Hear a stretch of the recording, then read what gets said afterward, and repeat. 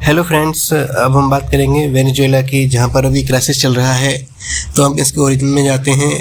आज हम एक हिस्टोरिक और बहुत ही कंट्रोवर्शियल इवेंट कवर करने वाले हैं, जिसमें यूएस ने वेनेजुएला पर मिलिट्री अटैक्स किए हैं और वहाँ के प्रेसिडेंट निकोलस मेडुरो को कैप्चर कर लिया है। यह स्टोरी सिर्फ एक रीजनल कॉन्फ्लिक्ट नहीं है, बल्कि ग्लोबल जियोपॉलिटिकल, इंटरनेशनल लॉ और एनर्जी पॉलिटिक्स को डीपली इफेक्ट करता है। वीडियो को एंड तक देखिए, क्योंकि हम स्टेप बाय स्टेप बताएंगे कि क्या हुआ और वाई इट मैटर्स और क्या हो सकता है नेक्स्ट। चलिए शुरू करते हैं।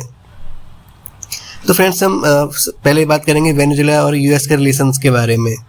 वेनेजुएला एक साउथ अमेरिकन कंट्री है जिसके पास दुनिया का सबसे बड़े ऑयल रिजर्व्स हैं। 1999 के बाद से जब ह्यूगो चावेज पावर में आए, यूएस और वेनेजुएला के बीच टेंशन बढ़ गई। यूएस ने रिपीटेडली वेनेजुएला को ऑथोरिटेरियन रूल, इलेक्शन रिगिंग और ह्यूमन राइट्स एब्यूज के लिए क्रिटिसाइज किया। मेडुरो ने 2013 में चावेज की सीट लिया और टेंशंस और भी बढ़ गए।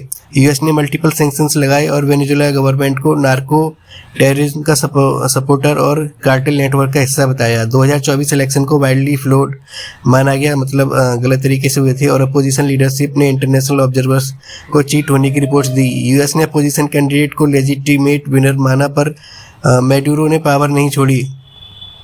यह लॉन्ग स्टैंडिंग फ्रिक्शन का बैकग्राउंड है जो आज के इवेंट तक ट्रांसफॉर्म हुआ। अभी हम प्रेजेंट की बात करते हैं कि एक्चुअल में हुआ क्या है, यूएस का ऑपरेशंस क्या है।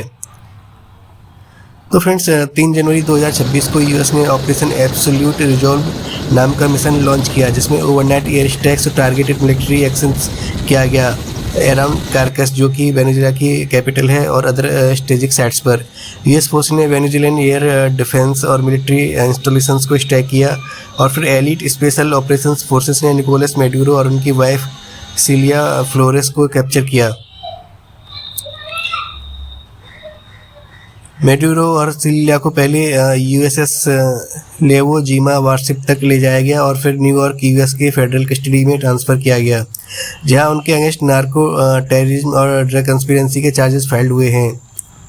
ट्रंप एडमिनिस्ट्रेशन ने इस एक्शन को law enforcement plus military operations बताया और कहा कि वेनेजुएला में एक पॉलिटिकल ट्रांजिशन सिक्योर किया जाएगा।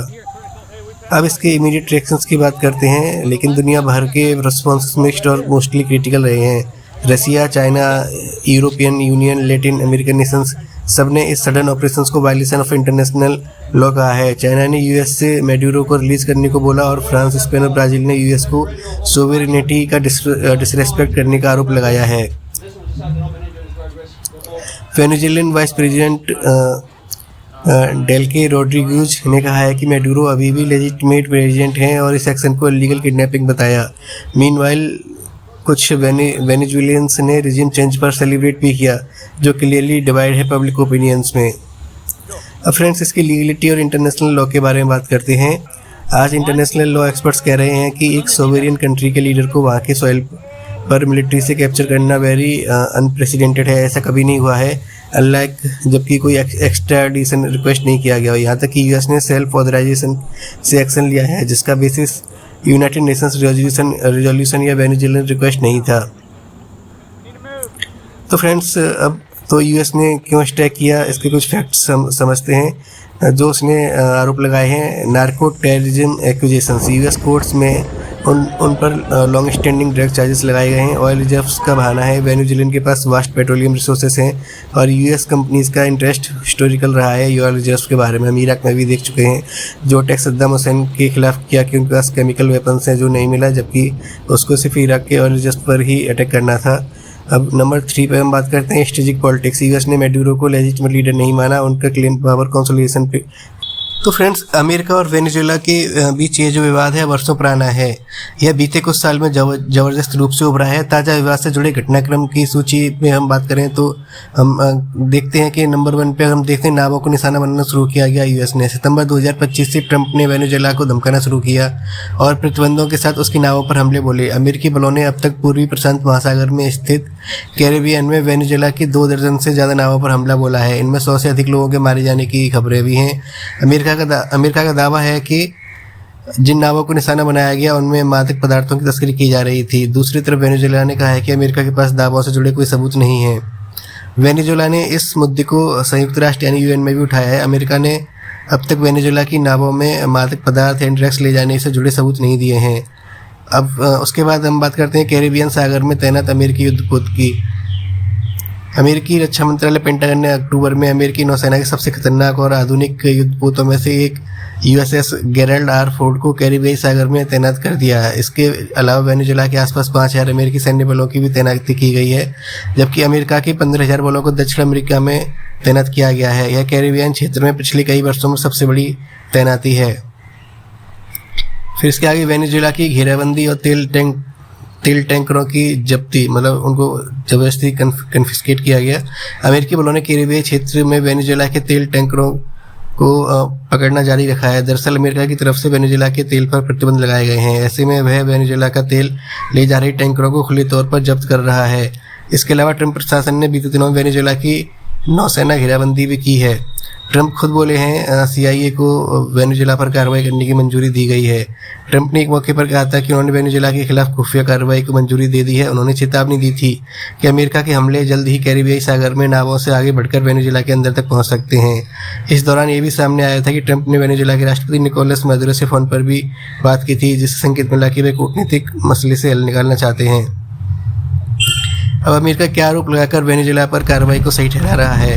अमेरिकी प्रशासन का दावा है कि वेनेजुएला की निकोलस मैदुरो सरकार अमेरिका में ड्रग्स, विशेष रूप से फेंटेनाइल और कोकीन की तस्करी में शामिल है। ट्रंप प्रशासन ने इसे एक राष्ट्रीय आपातकाल मानते हुए वेनेजुएला को निशाना बनाने की कोशिश की है। ट्रंप ने आरोप लगाया है कि मैदुरो के शासन में वेनेजुएला के लाखों नागरिकों को अमेरिका आने को मजबूर होने पड़ा है, जिससे अमेरिका में प्रवासी संकट बढ़ा है। इन लोगों के 2013 से ही देश छोड़कर भागने का दावा किया गया है। अमेरिका ने वेनेजुएला के 2 आधिकारिक समूहों ट्रेन डी एरेगिया और कार्टेल डी लॉस सोलेस, जिसका नेतृत्व कथित तौर पर मैदुरो करते हैं, को विदेशी आतंकवादी संगठन फॉरेन टेररिस्ट ऑर्गेनाइजेशन के तौर पर चिन्हित किया है। तो फ्रेंड्स, अब समझते हैं अमेरिका के आरोप पर वेनेजुएला की क्या प्रतिक्रिया है।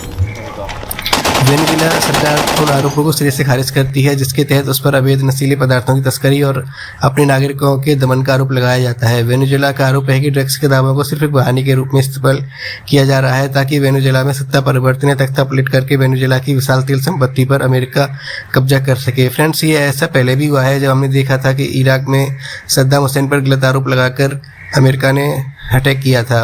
उसमें कहा था कि सद्दाम हुसैन ने केमिकल वेपन्स बनाए हैं, जैसा अभी हमने डिस्कस किया, लेकिन बाद में आक्रमण के बाद ऐसे कोई सबूत नहीं मिले, जबकि वहाँ पे अमेरिकी सरकार ने देश पर कब्जा कर लिया। वहाँ पर भी तेल के कुओं को अमेरिका की साजिश थी हड़पने की, जैसे कि वेनेजुएला में हो रहा है।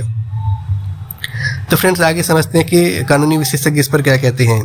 कानूनी विशेषज्ञों ने इस मामले में ट्रंप प्रशासन की कार्रवाइयों पर चिंता जताई है। उनका कहना है कि अंतर्राष्ट्रीय महासागर क्षेत्र में जहाज़ों को निशाना बनाना अमेरिकी और अंतर्राष्ट्रीय कानून का उल्लंघन हो सकता है। अमेरिका की ओर से बिना सबूत दिए वेनेजुएला की नावों पर हमला न्याय से परे जाकर हत्याओं के जैसी स्थिति है। संयुक्त राष्ट्र मानवाधिकार विशेषज्ञों ने भी आंशिक नौसैनिक नाकाबंदी की आलोचना की है और इसे वेनेजुएला के खिलाफ अवैध सशस्त्र आक्रामक बताया है। तो फ्रेंड्स, दोनों देशों के बीच विवाद की मुख्य वजह और इतिहास यही है कि इस विवाद के केंद्र बीते 3 दशकों से तेल रहा है।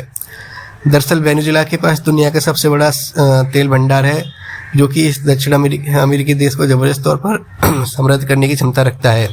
इसके अलावा वेनेजुएला में सोना और गैस के भी भंडार है। 1990 के दशक और इससे पहले तक वेनेजुएला की खुली अर्थव्यवस्था में अमेरिका की कंपनियां भी शामिल रही हैं। तो फ्रेंड्स, हम बात करें वेनेजुएला के पास कितने नेचुरल डिपॉजिटरी या प्राकृतिक संसाधन हैं।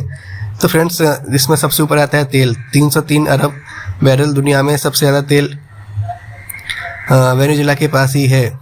वो एक्चुअली रिफाइंड नहीं होता है, उसमें गंदगी रहती है। वो उसको जब रिफाइन किया जाएगा तो वो तेल भंडार सबसे ज़्यादा उसी के पास है, जबकि बाकी अरब देशों में जो रिफाइंड ऑयल है वो डायरेक्ट रिफाइंड ऑयल करके बेचते हैं, वो उस चीज़ों में सबसे आगे हैं। लेकिन जो सबसे ज़्यादा तेल भंडार रॉ ऑयल हम बोलें तो वेनेजुएला के पास ही है।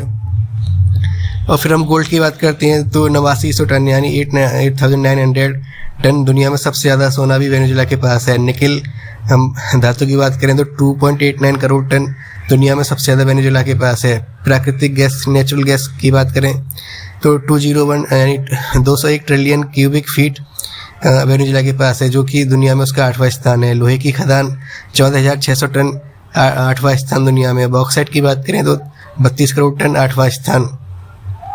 तो फ्रेंड्स इतने सारे नेचुरल प्राकृतिक संसाधन उनके पास हैं, तो ओबियसली किसी का भी इंटरेस्ट उसमें अटैक करके उनको कब्जा करने का होगा ही। और यूएस इन चीज़ों में सबसे आगे रहा है, उसकी हिस्ट्री बताती है।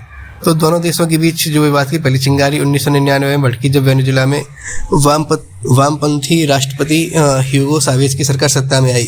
चावेज ने वेनेजुएला में गरीबी का मुद्दा बनाकर चुनाव जीता और देश के तेल को अपने लोगों की भलाई में लगाने का वादा कर पूरे देश के तेल उद्योग का राष्ट्रीयकरण कर दिया। इसका असर यह हुआ कि वेनेजुएला के तेल उद्योग में अमेरिकी कंपनियों की भूमिका घट गई। इसी बीच वेनेजुएला की वाम सरकार ने क्यूबा, रूस और चीन के साथ ईरान से करीबी बढ़ा ली, जो सीधे तौर पर अमेरिका की शक्ति को चुनौती देने के कदम पर देखा जाने लगा। दोनों देशों के रिश्ते तब और ख़राब हो गए जब ह्यूगो चावेज के खिलाफ 2002 में तख्ता पलट की असफल कोशिश हुई। वेनेजुएला सरकार ने इसके पीछे तब अमेरिका को जिम्मेदार ठहराया था। इसके बाद से दोनों देशों की दूरियां लगातार बढ़ती चली गईं। 2013 में ह्यूगो चावेज की मौत के बाद निकोलस मादुरो वेनेजुएला के राष्ट्रपति बने। तब से लेकर अब तक वेनेजुएला की विदेश नीति अमेरिका के प्रति जैसी की तैसी ही बनी हुई है। हालांकि अमेरिका लगातार वेनेजुएला पर अपने तेल सेक्टर को खोलने का दबाव बनाने के लिए तरह तरह के प्रतिबंध लगाता रहा है। इससे वेनेजुएला की अर्थव्यवस्था पर नकारात्मक प्रभाव भी पड़ा है। अमेरिकी अधिकारियों ने कई मौक़ों पर खुले तौर पर कहा है कि वेनेजुएला का तेल वाशिंगटन का है और वे अमेरिकी कंपनियों के फायदे के लिए वेनेजुएला के तेल उद्योग के नेशनलाइजेशन को पलटना चाहते हैं। ओबामा और बाइडेन जैसे डेमोक्रेटिक लीडर्स ने अमेरिका के कूटनीतिक तौर पर वेनेजुएला पर दबाव बनाया। हालांकि ट्रंप ने 2017 में वेनेजुएला पर तेल प्रतिबंध लगाए थे और 2019 में उन्हें और स्ट्रिक्ट कर दिया। इससे वेनेजुएला के रॉ ऑयल यानी कच्चे तेल को इंटरनेशनल मार्केट में बेचने की जो उसकी पावर थी वो रिस्ट्रिक्टेड हुई।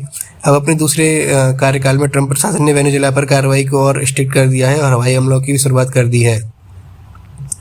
तो फ्रेंड्स समझते हैं ओबामा, बाइडेन और ट्रंप की कार्रवाई में कितना फ़र्क है वेनेजुएला के अगेंस्ट में। ओबामा ने 2015 में आधिकारिक तौर पर वेनेजुएला को अमेरिका की राष्ट्रीय सुरक्षा के लिए खतरा घोषित किया था। वेनेजुएला पर शुरुआती प्रतिबंध भी लगाए गए थे। ट्रंप के पहले कार्यकाल में ट्रंप ने वेनेजुएला के जो इकोनॉमिक रीजन है उस पर सैंक्शन बढ़ा दिए थे। 2020 में अमेरिकी अभियोजकों ने मादुरो पर नार्को टेररिज्म का आरोप लगाया और गिरफ्तारी पर $2 करोड़ का इनाम घोषित किया। और उसके बाद जब बाइडेन आए थे तो बाइडेन ने ट्रंप काल के अधिकतर प्रतिबंधों को बरकरार रखा और मादुरो को वैध राष्ट्रपति के रूप में मान्यता नहीं दी। 2023 में बाइडेन प्रशासन ने चुनावी सुधारों के वादों के बदले प्रतिबंधों में कुछ ढील कर दी थी। अब जो अभी करंट ट्रंप का प्रशासन है, मतलब जो ट्रंप की अभी सरकार है, तो 2025 में सत्ता में वापसी के बाद ट्रंप का रुख जो है आर्मी और सेना का दबाव बनाने की ओर है। इसमें वेनेजुएला के जहाज़ों पर हमले, नौसैनिक तैनाती और देश के अंदर हमले करने की स्पष्ट धमकियां शामिल हैं। अमेरिका के लिए कूटनीतिक तौर पर इतना अहम क्यों है वेनेजुएला? वेनेजुएला जो कि दक्षिण अमेरिका में स्थित है, अमेरिका के काफ़ी करीब है। इस देश के पास दुनिया का सबसे बड़ा तेल भंडार है जिसमें 303 अरब बैरल से भी ज़्यादा आंका जाता है। कई प्रतिबंधों की वजह से यह अनटच्ड भंडार है, मतलब अभी उसका यूज़ नहीं हो पा रहा है। इसके अलावा वेनेजुएला में सोना और गैस का भी ज़बरदस्त भंडार है, जैसा कि अभी हमने डिस्कस किया। तो फ्रेंड्स यूँ तो वेनेजुएला की ओर से इन पदार्थों का जो इम्पोर्ट ना के बराबर ही है, लेकिन अगर अमेरिका की इस तक पहुँच होती है, एक्सेस होता है, तो ट्रंप एडमिनिस्ट्रेशन मिडिल ईस्ट जो कि भारत का पश्चिम एशिया में तेल की खरीद पर निर्भर नहीं रहना पड़ेगा। यह सीधे वेनेजुएला के तेल भंडार को एडजस्ट करके अपने एनर्जी मार्केट को आगे बढ़ा सकता है और अपने ऑयल रिजर्व्स को भी सुरक्षित रख सकता है। इसके अलावा वेनेजुएला में बीते वर्षों में जिस तरह से इंसिडेंट्स हुई हैं वह भी अमेरिका के लिए चिंता बढ़ाने वाले हैं कि फ्रेंड्स असल में क्या हुआ कि वेनेजुएला के जो ऑयल रिजर्व्स हैं उसका नेशनलाइजेशन होने के बाद से चीन और रूस ने वेनेजुएला से रिश्ते बढ़ाए हैं और उसे खरबों डॉलर की हेल्प भी दी है।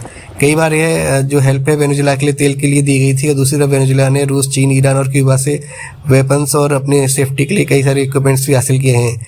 ऐसे में ट्रंप सरकार वेनेजुएला पर दबाव बनाकर एक बार फिर से पूरे साउथ अमेरिका में अपना वर्चस्व स्थापित करने की कोशिश में है। आप क्या सोचते हैं? क्या यह एक्शन जस्टिफाइड था?